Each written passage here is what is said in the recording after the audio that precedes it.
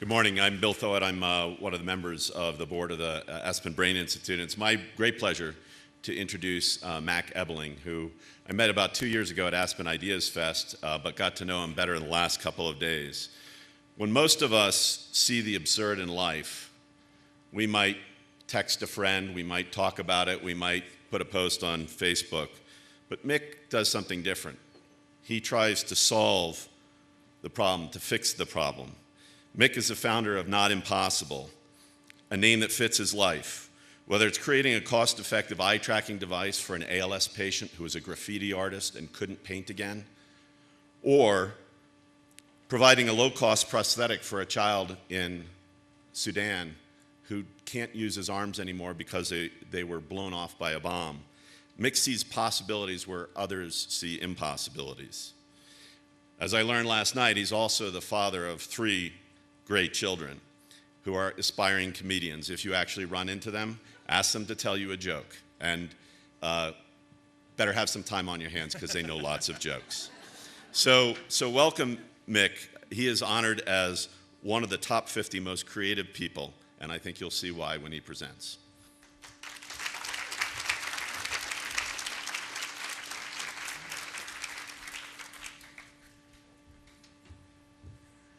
Hi, everyone. Literally, my kids did, I don't know, torture would be the right word, but keep telling jokes, and the 7-year-old doesn't know how to tell jokes, so he tells it, and then it's over, and he waits for you to laugh, even though the joke's not over, so thanks for entertaining it. We ready to go, sir? Oh, you're already back there. Time travel. Excellent. All right, how many of y'all know about Not Impossible, know anything about Not Impossible? All right, good. About a quarter of the room. So here's my plan today. I'm gonna walk you guys through the first 6 or 7 minutes, a little bit of the history of us, what we do, talk about the iWriter, talk about Project Daniel, and then we're gonna jump into, and where's Glenda? Glenda, look, I got a timer, so make sure I nail your timing too. And then I'm gonna jump into some of the new stuff we're working on. And it's too bad, I think, oh, Walter, you're there. I have to tell you this. I associate you with bike rides because I put on your books and I go for like a 6-hour bike ride, and so I've listened to all of your books. So that I saw you up here and I was like, wait a second, I have to start moving my legs while he's talking right now. So, all right, so a little bit about us. The company's called Not Impossible Labs, and we are a group of punk rock Robin Hood hackers, makers, engineers who, our mission statement is to change the world through technology and story.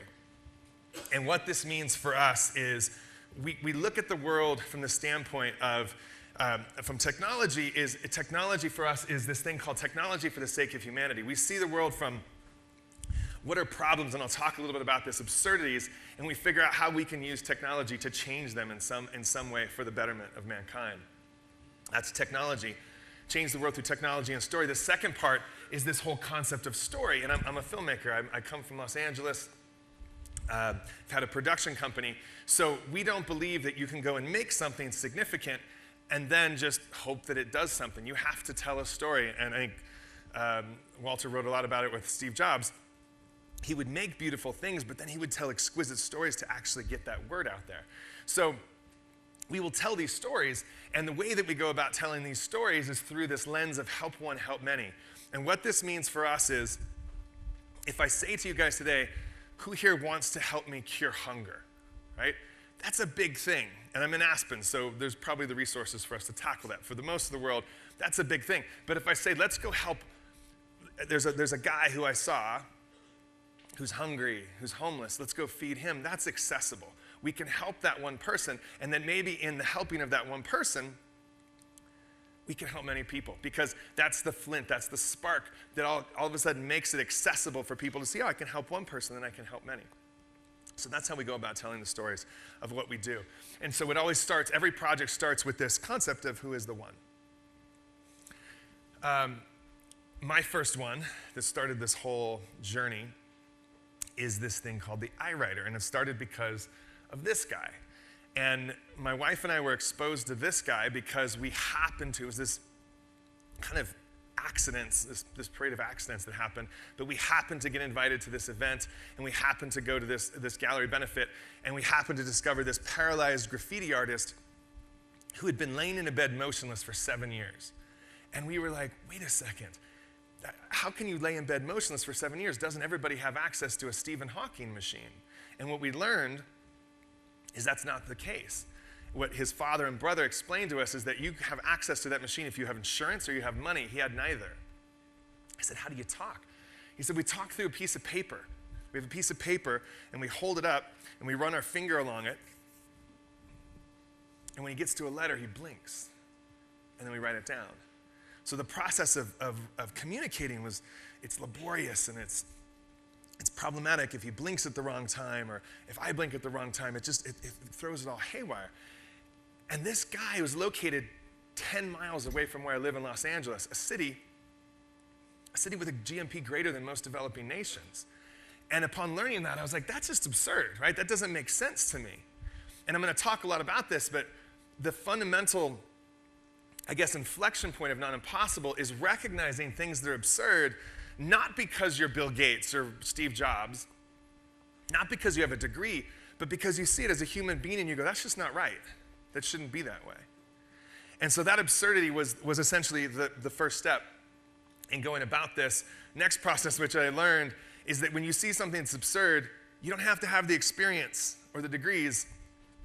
You just have to have the empathy to say, I got to change it. I got to do something. And I call that commit and figure it out. So basically, I assembled this team of people together. We started to hack and program. I call it this process of surrounding yourself with misfit geniuses and people who make you feel stupid. And we hacked together this solution where we mapped the eye, and it was this. It was basically a cheap pair of sunglasses from the Venice Beach boardwalk. It was a copper wire, some zip ties, some duct tape, and a web camera, and it looked like this. Well, guess what? We did it. He drew again for the first time in 7 years, right? And then we went home because we had done it. There wasn't any grand plan. I mean, look, if Steve could walk up right now and slap me in the back of the head, he would, because that's so ugly, right? There's nothing refined about that. But we did it, and then we went home, and we were going to tweak it and play with it a little to make it better. And all of a sudden, we woke up one day, and it was Time Magazine's top 50 inventions of the year, right? And I started getting invited to do TED Talks, and it's now part of the permanent collection at the MoMA. And in Los Angeles, you wake up in the morning and you make yourself a fried egg and you think it's going to win an Oscar, right? And we do this thing and accidentally it starts winning all these awards and press and all this thing. And we're like, what the hell did we just do, right? But we realized that was kind of the core of this. Like that was the launch of Non-Impossible Labs. This whole premise of our process now, which is when you see something that's absurd from a human standpoint, that you commit to changing it. And I'll skip over this because we don't have enough time, but then you focus on telling that story around one person. So it's about recognizing the absurd, it's about committing and figuring out, and then it's about getting out there and telling that story. And that's kind of the whole premise and the foundation of Not Impossible. So I'm working two things. I'm going to talk about Project Daniel, and then I'm going to talk about Music Not Impossible. Project Daniel happened because I was out to dinner with a friend, and he said, hey, how's that whole Not Impossible thing going? I'm good, it's good. He goes, you got to check out this doctor named Dr. Tom Catena. And I go, what's his story? He goes, just go home and research him. So I went home, and this was on July 11th. I went home and researched him, and it was about this doctor who was in the Nuba Mountains, and he's this doctor he's the only doctor within a 1,500-mile radius. He has to do everything, inoculations, surgeries, you name it, he has to do it, right? But this doctor talks about this one thing he hates to do is to perform amputations. And I was like, wait a second, why? I don't understand, why is he doing this?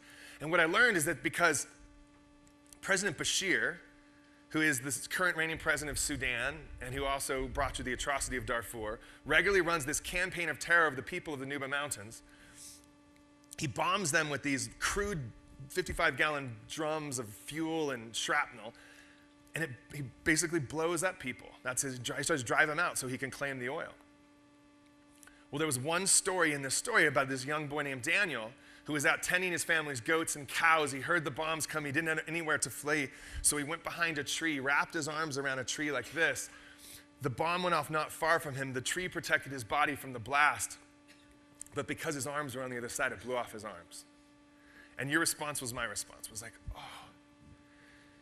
But what got me was what he said when he woke up and realized that he was an armless Sudanese boy. It's hard enough to stay alive in Sudan with your arms. He said, if I could die, I would. And this is the part that got me.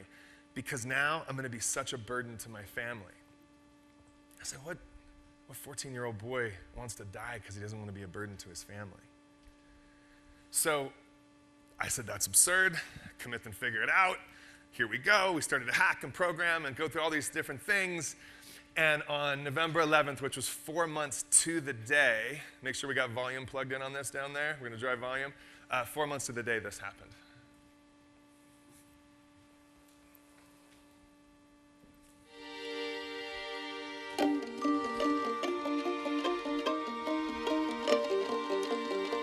There's this thing in me that loves to see things that are supposed to not be done, be done.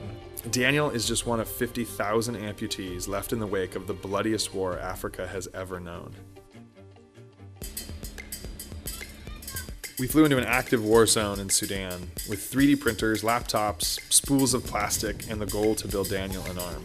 You ready?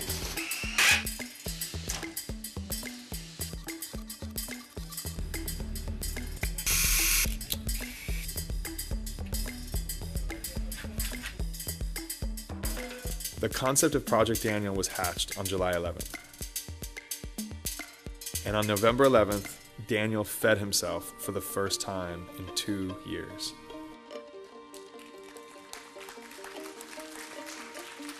But it's never about just one person.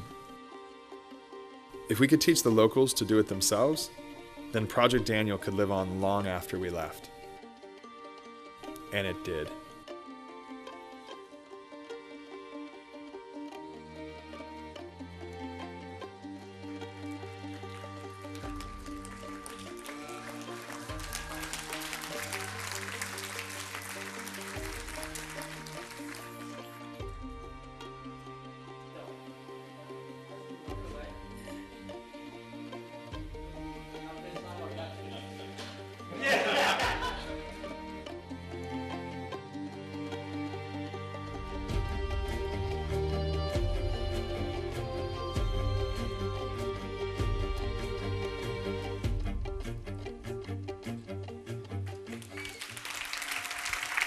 Thank you.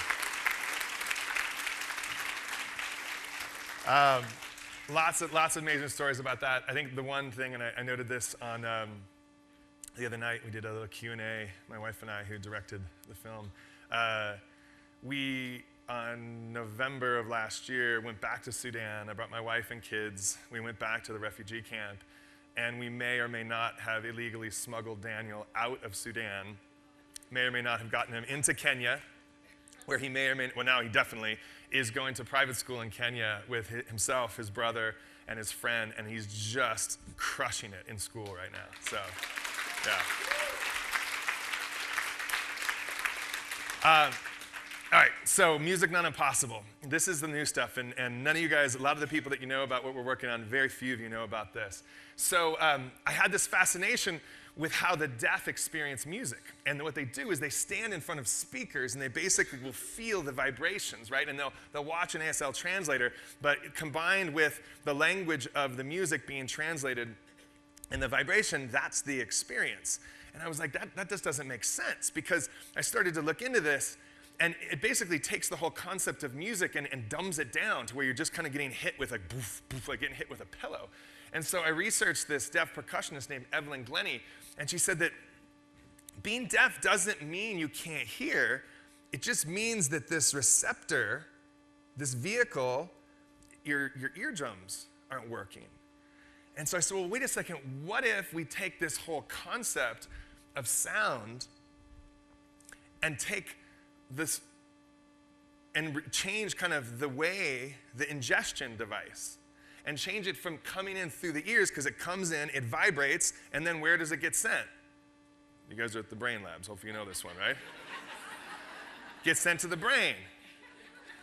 Well, here's the crazy thing. A friend of mine was skateboarding. This is a little bit of the woodpecker story. A friend of mine was skateboarding, and he fell. He wasn't wearing a helmet. He fell, he hit his head, and he lost his sense of smell. He didn't fall on his nose. He fell on his head. And I was like, all right, well, that's kind of shows you don't smell with your nose, you don't see with your eyes, you don't taste with your tongue, you certainly don't hear with your ears, you do all that with your brain.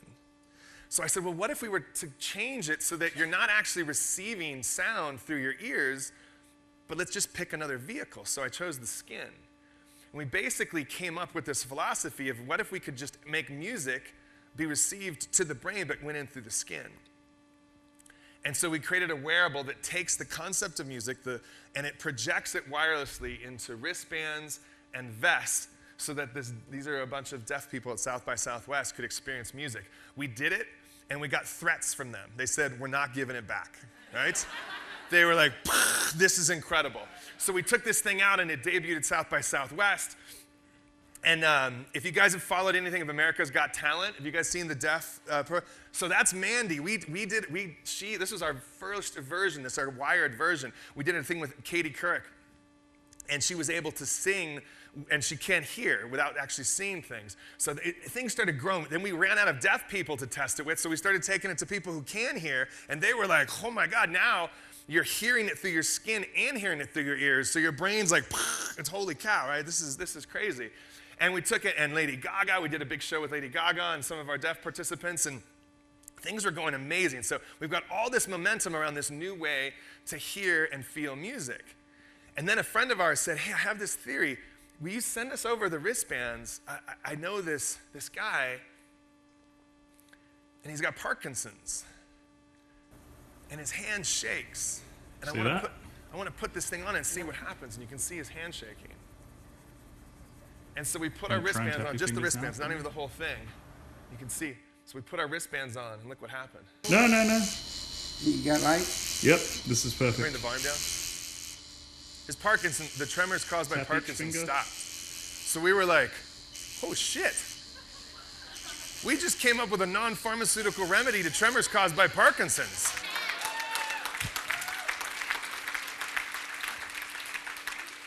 Yeah, we meant to do that. And then this is the story of Joe. This is the story of Joe here. When I'm lying in bed, sometimes I think about those performances. How good they were, how bad they were. Then I hear all the instruments being played, and I hear all the musicians. I just fell out of bed and couldn't walk. And I figured, what the hell's going on? And I thought, well, I'll get over this in a day or so. I'll probably have a cramp or something. And then we went to the doctor, and she did the test, and she said, you got Parkinson's, early Parkinson's. So we said, okay, we'll get through it. How did you guys meet? At the studio. What were you doing? My girlfriend was dating the owner of the studio, and she said, Maria, you got to come over and meet this guy. I said, oh, another Italian piano player. Another one? She had a nice Steinway there, and I was playing on it. And that's when she couldn't resist. Yeah, right. I one day had this harebrained idea that maybe the deaf, rather than standing in front of speakers to experience music, that what if we broke those vibrations up, wrists, ankles, chest, different places, and then sent the music through those so that you could distinguish the different instruments. But one of the things that we're always talking about is Be on that the lookout. we're on the lookout for stuff because you never know what's going to come up. You never know the accident that's going to happen. And there's nothing to be done. The only thing possible is this device that could stop the tremors. And, also I'm looking forward to him walking better. We could travel a little more. You know what we call David? He's our chief mad scientist. Well, he's a good one. He's an amazing one. He introduced me to a brilliant mad scientist named Daniel, and that was about 2.5 years ago. So, do you want to hit that up? Yeah. Oh, there it is.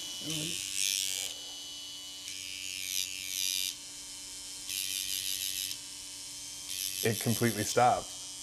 I don't understand it. I don't understand it. It feels normal now. So will you do this? Can you go fast?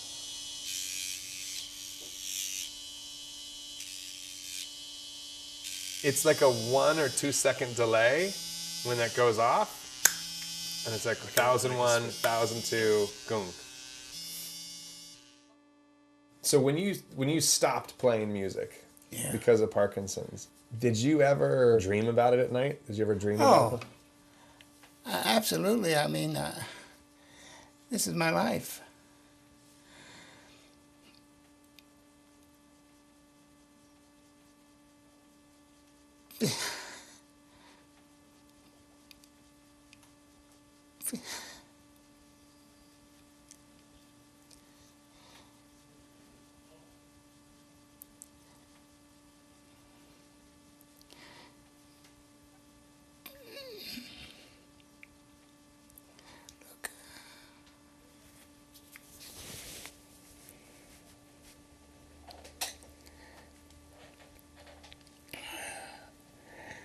Things change.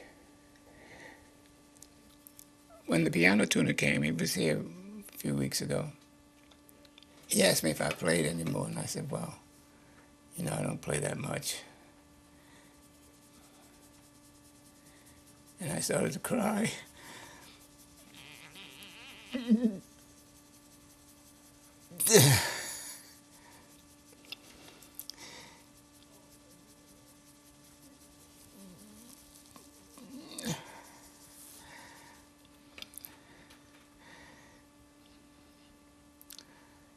It's difficult.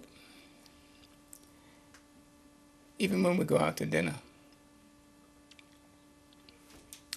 walking down the street, you know, I'm wobbling. But I refuse to use a walker or a cane. I'm not going to do that. I'm going to walk, or else I'm going to fall down.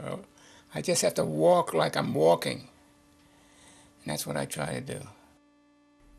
It's the first time that I've ever had anything that's encouraging. Because every physician that I've talked to said, it's over, forget it, you're not going to get any better.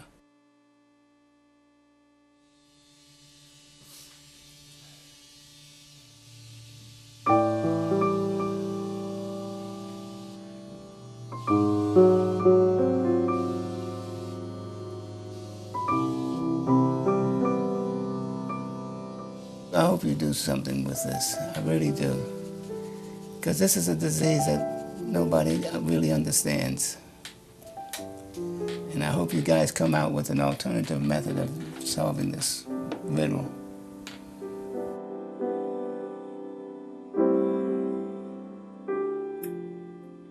One of the goals that we have at Not Impossible is we don't have the degrees and the credentials or any of the stuff we're supposed to have. The grit is what's important. I don't care how many degrees you have if you don't have the grit. You have to have the grit. You know what I mean by the grit? Absolutely. Absolutely.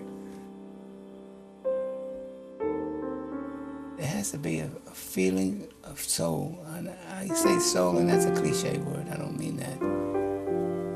But you have to feel what you're doing. But you have to feel it.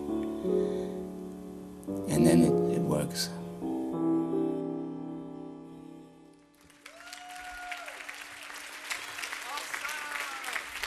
Thank you, guys.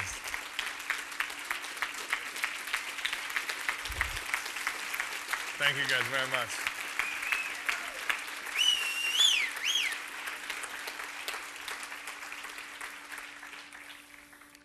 Thank you guys very much. That's amazing. Yep, I got the sign that says finish, so we're going to wrap this up. Just 20 more minutes, and I'll have this thing totally done. We got 3 more minutes before you walk on stage with me. So we're doing a bunch of other stuff. Come up and find me throughout the day. These are different things that we're working on the Parkinson's trial.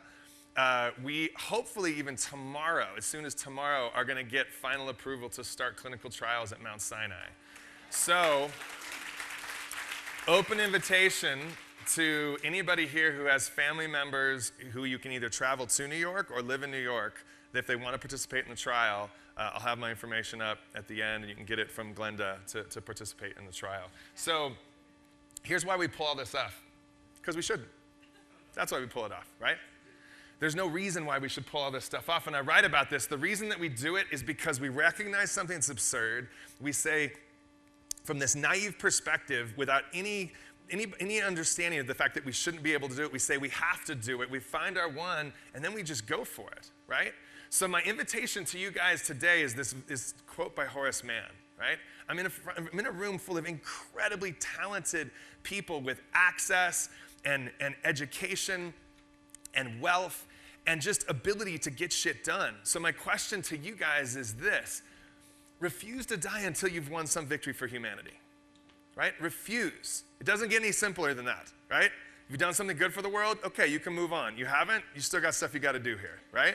So my question for you guys is, what's the absurdity that you want to change on this planet? What's the absurdity? What's your victory? What's the victory that you're going to accomplish? What's the story that people are going to tell about you? In that concept of help one, help many, I want you guys to ask yourself the question, who is your one? Who is that one person that if you were to help that one person, that it has the potential to scale and help many people, right? Simple math problem. And Glenda, the other night, the movie about the Chinese, incredible. And the question was posed, and I'm going to pose it to you guys today. How many people are in this room right now? 300 people. Ready? And I know some of you guys know how to do math. If 300 people go out tomorrow and help one person, how many people get helped? Take a minute. Go ahead, get your phones out if you wanted to use your calculator. But do you guys see how preposterously, ridiculously simple that is? Because I guarantee you all not going to help just one person. And all of a sudden, what if you woke up on Monday and the news feed wasn't about some this or some president that or some bombing here? What if it was the fact that some good was done? And what if you were the reason that good was done?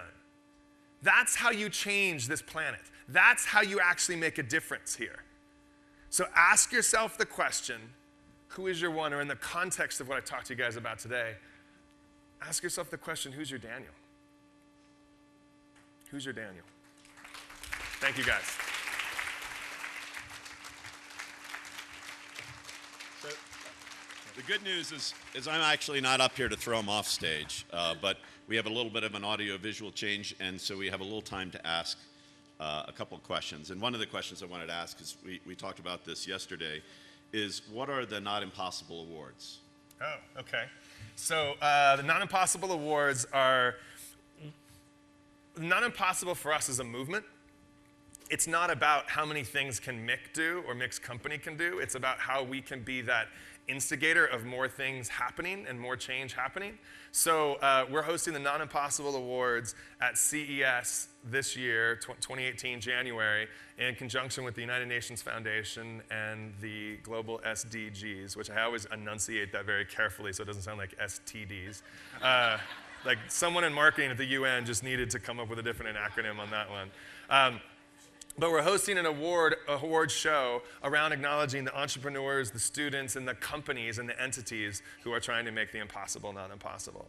So that's something, if you want to be involved with that, come approach me. If you want to be involved in the Parkinson's trial, in our hunger initiative, in our refugee initiative, if you want to donate to our foundation, if you're an engineer who just wants to get their hands greasy and come and help us hack and create some things, like I'm incredibly easy to get a hold of. It's a top secret email called mick@notimpossiblelabs.com. So, yeah. Good. Perfect. Thanks so much.